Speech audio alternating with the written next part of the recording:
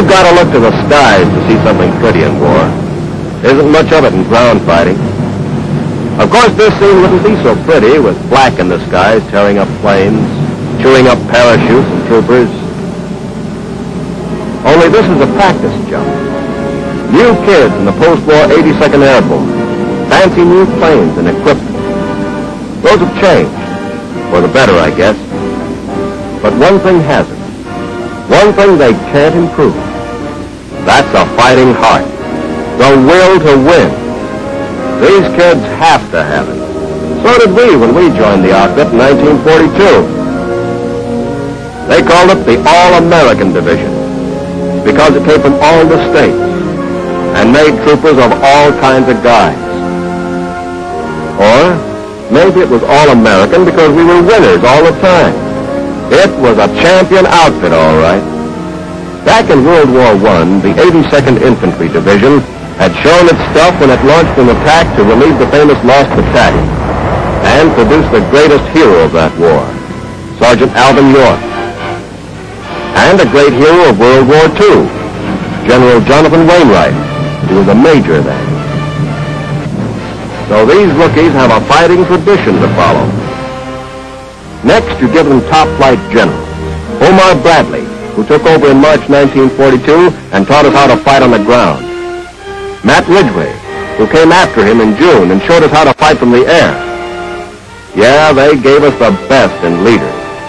And we had a rough time keeping up with them. They trained us. Brother, how they trained us. With run, and jump, and climb, and crawl, calisthenics, rifle range, shoot school, glider loading, practice jumps, crash landings. We took it for weeks and months. Training is continuous, the brass said. Continuous. Hell, it lasted from Fort Benning to North Africa, from Louisiana to the Sahara.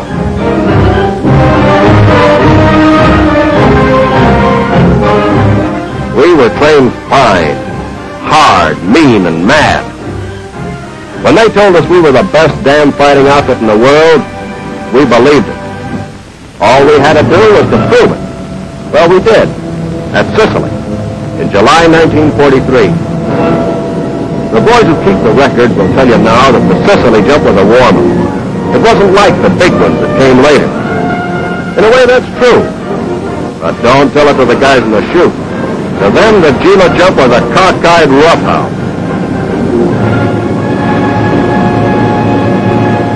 As soon as you get out of that pretty silk parachute, you fight like the dope what you are. You slug it out with your gun and your feet. You find it's still a walking war, especially when you do 150 miles in 6 days. Not strolling down a country lane either, but pushing back an enemy who was awfully unhappy about giving up even a foot of ground. One lousy little sport.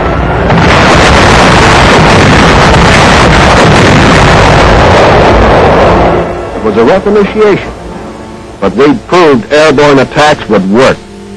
What's more, we'd saved the Allied beachhead. So they threw us in to save another. Jerry was trying to bust up our bridgehead at Salerno in September 1943. We dropped in to argue with him. Found hell on earth. Artillery fire poured in on us like beer from a bucket. It cut us off. Not for long. We plugged the cracks in our line and started to beat our way toward Naples. We led the way in on October 1st. They told us that officially we occupied Naples for 6 weeks. That's funny. Somehow during those 6 weeks of occupation, we sure did a lot of fighting.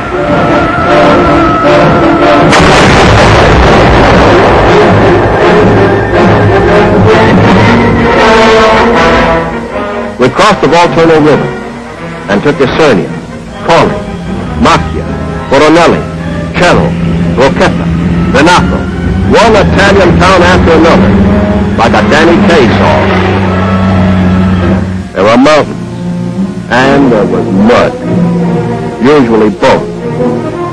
Of all the propaganda I ever heard, the line that got me sore was the one about Bella Italia, beautiful Italy. How the hell could mud be beautiful? Instead of planes, we had mules, and glad to have them, too.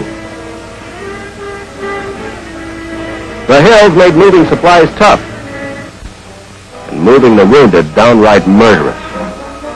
No one had it any tougher than the medics.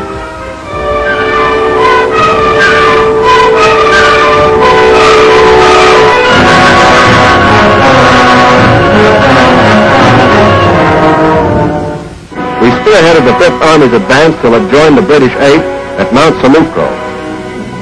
Then the division was shipped back to the British Isles, except for one combat team that was sent to a famous beach resort in January of 1944. It was a famous beach resort, all right. Anzio. Only you had no privacy. That beachhead was so small, Jerry could see everything we were doing and drop a shell anywhere he wanted. See what I mean? It wasn't our style to sit still. We sent out raiding parties to annoy the crowd. But mostly it was trench warfare, keeping Jerry from pushing us off the beach. It was kind of monotonous. Never too monotonous.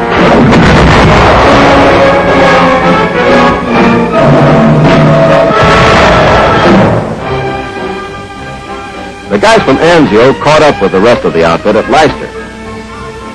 Those were pleasant days, with a chance to relax a little, even though we were getting ready for a new mission. Lots of replacements came in.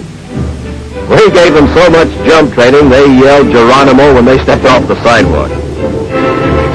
The glider boys kept hustling in and out of their big box cuts like well-trained Subway sardines.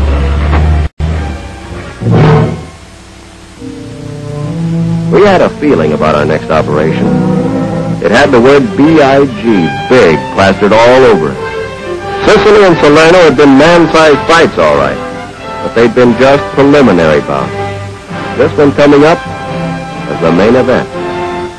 When we heard the field orders, we knew we'd guessed right.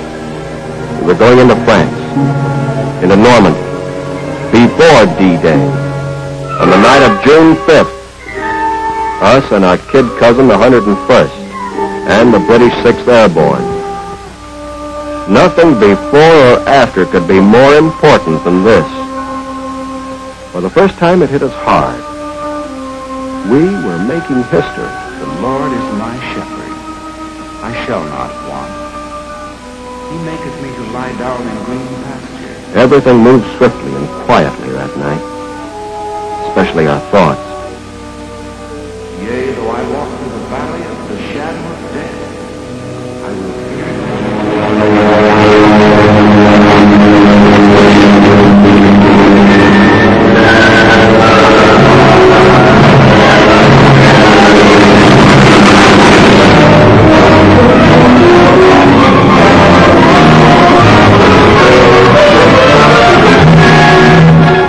We were dropping into the backyard of Hitler's West Wall. Our mission was to keep the Germans from knocking out our troops who were coming in on Utah Beach. It was a big order to think about. But there wasn't much time for thinking when we hit the ground.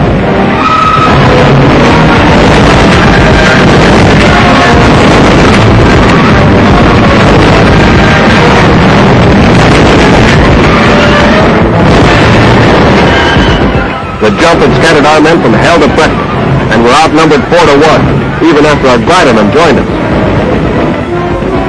It was a tight spot. But we'd asked for it. That's why we were troopers. We started off by grabbing Saint-Mary-Glisse, key point in the German defenses, and the first town in France to be liberated. It was apple blossom time in Normandy, but the only posies Jerry was throwing was mortar and machine gun fire. We had to bleed for every orchard, every field, every hedgerow. For 33 days we fought without relief and without reinforcement.